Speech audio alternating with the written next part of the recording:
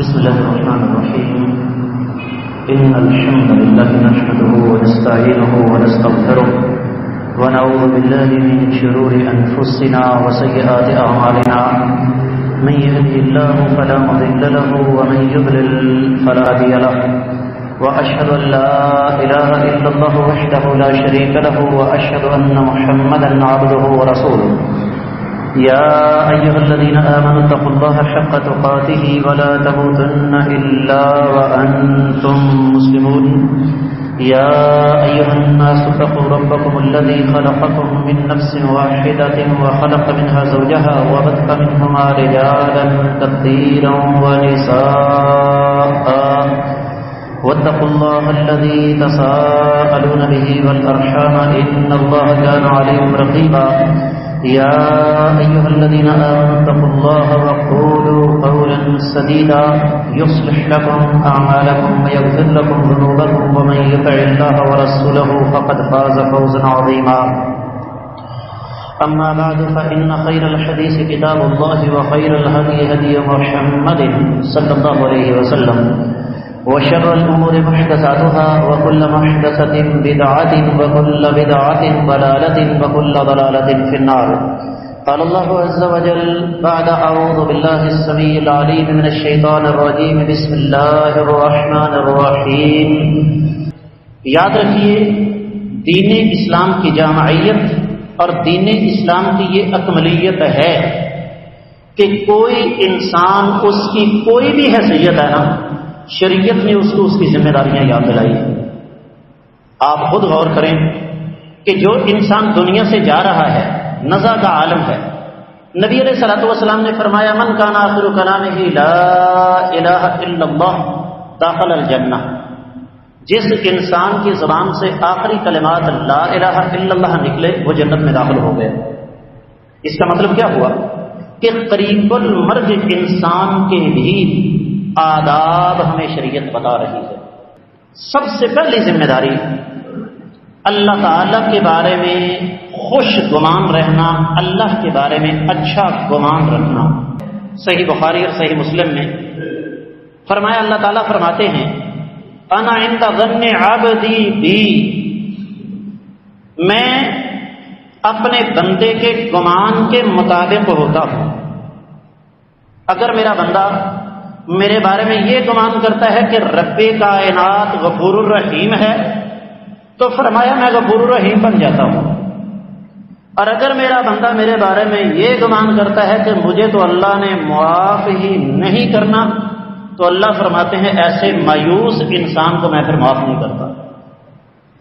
تو ایک مریض اور ایک بیمار انسان اس کو سب سے پہلے اللہ کے بارے میں یہ خوش گمانی رکھنی چاہیے کہ میرے اللہ سے زیادہ رحمت کرنے والی، میرے اللہ سے زیادہ شفقت کرنے والی ذات کوئی اور نہیں ہے. میرا اللہ مجھ پر رحمت کرے گا. میرے اللہ نے مجھے اگر بیمار کیا ہے وَإِذَا مَرِضْتُ فَهُوَ يَشْفِينِ تو میرا اللہ ہی مجھے تندرست کرے گا. دوسری چیز، مسلمان کا عقیدہ ہمیشہ خوف اور امید کے درمیان ہونا چاہیے. یہ بات یاد رکھیے گا. مسلمان نہ تو صرف یہ سوچتا ہے کہ اللہ تعالیٰ جبار و قہار ہے اور نہ صرف یہ سوچتا ہے کہ اللہ غفور الرحیم ہے، بلکہ اس کے درمیان، خوف اور امید کے درمیان. سنن ترمذی میں حدیث آتی ہے، نبی کریم صلی اللہ علیہ وسلم نے ارشاد فرمایا، بڑی عظیم حدیث ہے، فرمایا دو چیزیں اگر کسی بندے کے دل میں جمع ہو جائیں نا، اللہ کا ڈر بھی اور اللہ سے بخشش کی امید بھی، تو رب کائنات اس بندے کو دو نعمتیں عطا فرماتے ہیں. پہلی نعمت جس چیز کی اللہ سے امید رکھتا ہے اللہ تعالیٰ وہ اسے عطا فرما دیتے ہیں. اور دوسری چیز جس چیز سے میرا بندہ خوف زدہ ہوتا ہے اللہ فرماتے ہیں میں اس چیز سے اس کو بچا لیتا ہوں. تو یہ دوسری ذمہ داری ہے ایک مسلمان کی، اگر بیمار ہو جائے تو خوف اور امید کے درمیان رہے.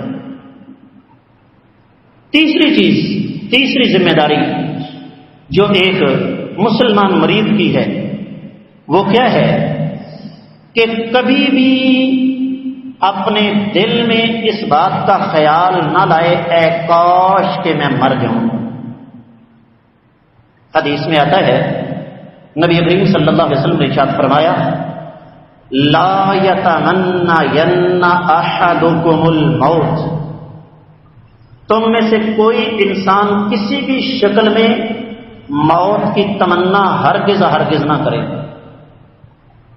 فرمایا فَإِنْ كَانَ لَا بُدَّ فَاعِلًا، اگر بڑا مسئلہ بن گیا نا، بڑا مسئلہ بن گیا ہے تو اپنی زبان سے کیا کہے اے اللہ مجھے تب تک زندہ رکھنا جب تک زندہ رہنا میرے لیے بہتر ہو، اور مجھے اس وقت موت عطا کر دینا جب موت میرے لیے بہتر ہو. اور میری زندگی کو، بڑے قیمتی الفاظ ہیں، یا اللہ میری زندگی کو میرے لیے زیادہ سے زیادہ نیکیاں کرنے کا ذریعہ بنا دینا، اور میری موت کو میرے لیے ہر شر سے نجات کا ذریعہ بنا دینا. یہ جو ہمارے ہاں عام چلتا ہے نا، اس زندگی سے بہتر ہے میں مر ہی جاؤں، یہ بلا کیوں ہوتا ہے؟ ذرا تھوڑا سا غور کیجیے. جمعے کا وقت بڑا محدود ہوتا ہے، تفصیل میں جانے کا وقت نہیں ہوتا. ذرا جو انسان اس مقام پر پہنچا ہے نا، اس کو ذرا اس سے بدتر حالات سے دو چار انسان کے حالات جا کر دکھائیے، اس کو سمجھ آ جائے گی کہ وہ کس قدر بہتر حالات میں ہے. یہ جو میرے بھائی مجھے کہتے ہیں پاکستان میں کیا رکھا ہے، تو میں کہتا ہوں ایسا کرو میرے ساتھ چلو، میں تمہیں کنٹرول لائن پار کروا دیتا ہوں، ذرا مقبوضہ کشمیر جاؤ، افغانستان بھیج دوں، فلسطین غزہ بھیج دوں، برما اراکان روہنگیا بھیج دوں، جہاں پر مسلمانوں جیسے نام رکھنے پر پابندی. تو یہ تیسری ذمہ داری ہے کہ کسی بھی شکل میں موت کی تمنا نہ کی جائے. چوتھی ذمہ داری کیا ہے کہ جب اللہ تعالیٰ کی طرف سے بیماری حملہ آور ہو جائے تو اس وقت کیا کیا جائے؟ سب سے پہلے جو اس کے ذمے لوگوں کے حقوق ہیں یا قرضے وغیرہ ہیں وہ ادا کیے جائیں. اللہ کے رسول صلی اللہ علیہ وسلم نے باقاعدہ طور پر ارشاد فرمایا کہ شہید جو اللہ کی راہ میں جان قربان کرتا ہے، فرمایا اس کو تمام کے تمام گناہوں سے معافی مل جائے گی، ما سوائے کس چیز کے؟ قرض کے. الشہید یغفر لہ کل شیء الا الدین، شہید کو ہر چیز کی معافی مل جائے گی قرضے کے علاوہ. اور وہ معروف حدیث ہے کہ قیامت کا دن ہوگا، ایک آدمی بڑی نیکیاں لے کر آئے گا لیکن اس نے لوگوں کے حقوق کی خلاف ورزی کی ہوگی، لوگوں پر ظلم کیا ہوگا. رب کائنات کے حکم سے اس کی نیکیاں ان مظلوموں کے کھاتے میں ڈال دی جائیں گی. جب نیکیاں ختم ہو جائیں گی تو مظلوموں کے گناہ اس کے کھاتے میں ڈال کے اس ایک آدمی کو جہنم رسید کر دیا جائے گا. تو یہ بات اچھی طرح سے نشین کر لینی چاہیے کہ جب بھی معمولی سا معاملہ ہو تو فوری طور پر سب سے پہلے حقوق العباد وہ ادا کر دیے جائیں. اسی طریقے سے پانچویں ذمہ داری اللہ کے رسول صلی اللہ علیہ وسلم کی حدیث ہے صحیح بخاری اور صحیح مسلم میں فرمایا کوئی مسلمان تم میں سے 2 راتیں نہ گزارے مگر اس کی وصیت اس کے پاس لکھی ہوئی ہونی چاہیے. وصیت کی 3 شرطیں ہیں. سب سے پہلے کل مال کے تیسرے حصے سے زیادہ نہ ہو. ایک آدمی 30 کروڑ کا مالک ہے نا، وہ صرف 10 کروڑ کی وصیت کر سکتا ہے، اس سے زیادہ نہیں کر سکتا. دوسری شرط وارث کے حق میں وصیت نہ ہو. وصیت وارث کے حق میں نہ ہو. جس کو اللہ نے قرآن کی روح سے حصہ دے دیا نا، اس کے حق میں وصیت نہیں ہو سکتی. کسی کی بیوی، کسی کا بیٹا، کسی کا باپ، کسی کی بیٹی، اس کے حق میں وصیت نہیں ہو سکتی. اور تیسری شرط وصیت خلاف شریعت نہ ہو. چھٹی ذمہ داری وصیت کرتے ہوئے اس بات کا خصوصی خیال رکھا جائے کہ اپنے مال میں سے ایسی وصیت کی جائے جو اس کے بعد صدقہ جاریہ بن سکے۔ اللہ کے رسول صلی اللہ علیہ وسلم نے ارشاد فرمایا اذا مات الانسان انقطع عنه عمله الا من ثلاث، آدم کا بیٹا مر جاتا ہے، اس کے اعمال کا سلسلہ منقطع ہو جاتا ہے، تین چیزیں باقی رہ جاتی ہیں، اور ان میں سب سے پہلی چیز یہ ہے صدقۃ جاریۃ، صدقہ جاریہ۔ ساتویں ذمہ داری جو ایک مسلمان کی ہے وہ کیا ہے کہ وصیت کرتے ہوئے ظلم سے کام نہ لے۔ میں ایسے لوگوں کو ذاتی طور پر جانتا ہوں، میرے پاس سوالات آتے ہیں، استاد جی میری اولاد ہے، میری گستاخ ہے، میں یہ چاہتا ہوں کہ میرے مرنے کے بعد وہ میری وارث نہ بن سکے، آپ کیا کہتے ہیں؟ میں ان سے یہ کہتا ہوں کہ اللہ کے بندو، جب تم نے آخرت کے بدلے دنیا میں لینا شروع کر دیے تو پھر اللہ تعالیٰ کا انصاف تو ختم ہو گیا۔ اگر ایک بیٹا اپنے باپ کی خدمت نہیں کرتا، وہ اپنی قبر کالی کر رہا ہے، وہ اپنی قیامت کا بیڑا غرق کر رہا ہے، اپنی عاقبت برباد کر رہا ہے۔ تو یہ ساتویں بات ہے جو کہ خصوصی طور پر ہمیں ذہن میں رکھنی چاہیے کہ وصیت کرتے ہوئے کسی پر ظلم نہ کیا جائے۔ آٹھویں بات، چونکہ زیادہ تر جو لوگ بیمار ہوتے ہیں ان کے پاس فرصت ہوتی ہے، اور یہ ذہن میں رکھیے گا کہ اللہ تعالیٰ کی یہ شان نہیں ہے کہ ہم اللہ تعالیٰ کو صرف فرصت میں یاد کریں۔ مجھے تعجب ہے ان لوگوں پر جو کہتے ہیں جی ہمارے پاس نماز کے لیے وقت نہیں ہوتا۔ آپ کے پاس گانے سننے کے لیے وقت ہوتا ہے، فلمیں دیکھنے کے لیے وقت ہوتا ہے، موبائل پر گھنٹوں کے حساب سے کالیں کرنے کے لیے وقت ہوتا ہے۔ یاد رکھیے، انسان جس قدر اللہ کے قریب ہوتا ہے اللہ تعالیٰ اسی قدر اس پر اپنی رحمت فرماتے ہیں۔ حدیث مبارکہ سنیے، نبی علیہ الصلوۃ، دو حدیثیں پیش کروں گا۔ نبی علیہ الصلوۃ والسلام نے ارشاد فرمایا من لازم الاستغفار، جو انسان استغفار کو لازم پکڑ لیتا ہے کیا ہوتا ہے؟ جعل اللہ لہ من کل ہم فرجا، اللہ تعالیٰ اس سے ہر پریشانی سے نجات عطا فرما دیتے ہیں۔ وَمِن كُلِّ ضَيْقٍ مَخْرَجًا، ہر تنگی سے رب کائنات اس کے نکلنے کے اسباب پیدا کر دیتے ہیں۔ وَيَرْزُقُهُ مِنْ حَيْثُ لَا يَحْتَسِبُ، اللہ اسے وہاں سے رزق عطا فرماتے ہیں جہاں سے وہ سوچ بھی نہیں سکتا۔ رزق سے مراد صرف پیسہ نہیں ہے۔ ایک آدمی کے پاس لاکھوں روپے ہیں، کروڑوں روپے ہیں، لیکن اس آدمی کی صحت خراب ہے، وہ کیا کہے گا مجھ سے لاکھوں روپے لے لو اور مجھے کیا دے دو بھائی؟ تندرستی یہ رزق ہے۔ تو اگر ایک بیمار آدمی اللہ تعالیٰ سے ڈرتے ہوئے اخلاص کے ساتھ استغفار کرے گا تو رب کائنات اس بات پر قادر ہیں کہ اس کو شفا عطا فرما دیں، اور بسا اوقات انسان کو ایسی جگہ سے شفا ملتی ہے جہاں سے وہ سوچ بھی نہیں سکتا۔ دوسری حدیث، اللہ کے رسول صلی اللہ علیہ وسلم کے پاس ایک صحابی تشریف لائے، کہا جی میں دعا کے دوران آپ پر کتنا درود پڑھوں؟ فرمایا زیادہ سے زیادہ۔ کہا جی آدھی دعا؟ فرمایا زیادہ کر لو۔ کہا دعا کے 3 حصے کرتا ہوں، 2 حصے درود شریف، 1 حصہ دعا کا۔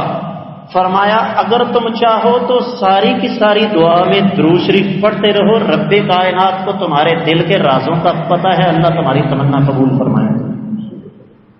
اس کا مطلب کیا ہوا کہ بیماری کے دوران استغفار کے ساتھ ساتھ کثرت کے ساتھ درود شریف پڑھا جائے، اس نیت کے ساتھ کہ میرا رب جو ہے وہ مجھے معاف کر دے۔ اسی طرح ایک مریض کی ذمہ داری کیا ہے؟ یاد رکھیے، توبہ یہ روح کا غسل ہے، یہ جملہ نوٹ کیجئے، توبہ یہ روح کا غسل ہے، اور چونکہ زندگی موت اللہ کے ہاتھ میں ہے، آج کل جو حالات چل رہے ہیں یہاں تو کسی کو پتہ ہی نہیں کہ کب کیا ہو جائے۔ تو ان حالات میں ایک مریض کی ذمہ داری یہ ہے کہ اپنے گناہوں کو یاد کر کے، اپنی غلطیوں کو یاد کر کے ندامت کا اظہار کرے اور کثرت کے ساتھ اپنے اللہ کے حضور توبہ اور استغفار کرے۔ اور 10ویں اور آخری ذمہ داری کیا ہے کہ کوشش کرے کہ زیادہ سے زیادہ اس دوران قرآن کی تلاوت کرے۔ اور یہ بڑی دیر کے بعد لوگوں کو سمجھ آئی۔ جائیے پاکستان کے بڑے بڑے ہاسپٹلز میں، اسپیشل لاہور جو کارڈیالوجی سینٹر ہے، وہاں پر انہوں نے بتایا ہے کہ ہم دل کے مریض کے پاس قرآن کی تلاوت لگا دیتے ہیں اور وہ نیم بے ہوش ہے، لیکن تلاوت اس کے کانوں میں پڑتی ہے، ہمیں باقاعدہ مشینیں بتاتی ہیں کہ اس کے دل کی دھڑکن جو ہے وہ قرآن کی تلاوت کے ساتھ بہتر ہو رہی ہے۔ قرآن پڑھنا، قرآن سننا، قرآن کہتا ہے، سورہ شورى ہے، 25ویں آیت مبارکہ ہے، اللہ تعالیٰ فرماتے ہیں وَهُوَ الَّذِي يَقْبَلُ التَّوْبَةَ عَنْ عِبَادِهِ وَيَعْفُو عَنْ سَيِّئَاتِ وَيَعْلَمُ مَا تَفْعَلُونَ۔ اللہ تعالیٰ وہ ذات بابرکات ہیں جو اپنے بندوں کی توبہ قبول کرتے ہیں، غلطیاں سختیاں رب کائنات معاف فرماتے ہیں، اور اس بات کو اچھی طرح جانتے ہیں کہ تم کیا کر رہے ہو۔ عرض کرنے کا مطلب یہ ہے، حاصل کلام یہ ہے کہ دین اسلام نے ہمیں زندگی کے ہر قدم پر مختلف قسم کے آداب سکھائے ہوئے ہیں۔ بیماری، تندرستی یہ زندگی کا حصہ ہے۔ میں نے جیسے عرض کیا ابتدا میں کہ یہ ایک طویل موضوع ہے، بیماری لگے کیوں؟ آج سے 35-40 سال پیچھے چلے جائیں، آپ کو 8-10 دیہاتوں میں ایک حکیم ملے گا، اور وہ بھی سارا دن فارغ بیٹھا ہوتا تھا، اس کو متبادل کام کرنا پڑتا تھا اپنی روزی روٹی کا بندوبست کرنے کے لیے۔ آج صورتحال یہ ہے کہ ہر گلی کے اندر ڈاکٹر موجود ہے، اور ساری دنیا بھوکی مر سکتی ہے، ڈاکٹر کبھی بھوکا نہیں مر سکتا۔ وجہ اس کی کیا ہے کہ ہم لوگ اپنی خوراک کے ذریعے، غلط خوراک کے ذریعے اپنی صحت کا بیڑا خود غرق کر رہے ہیں۔ لیکن جیسے عرض کیا میں نے، یہ ایک مستقل اور الگ موضوع ہے۔ آج کا ہمارا موضوع تھا اگر کسی شخص کو کسی قسم کی کوئی بیماری لگ جائے اسے کن آداب کا خیال رکھنا چاہیے۔ اللہ کی بارگاہ میں دعا ہے رب کائنات ہمیں ان آداب کا خیال رکھنے کی توفیق عطا فرمائے، اللہ تعالیٰ تمام بیماروں کو شفاء کاملہ عاجلہ عطا فرمائے، اور رب کائنات ہماری غلطیاں سختیاں معاف فرمائے۔ وما علی الا البلاغ المبین۔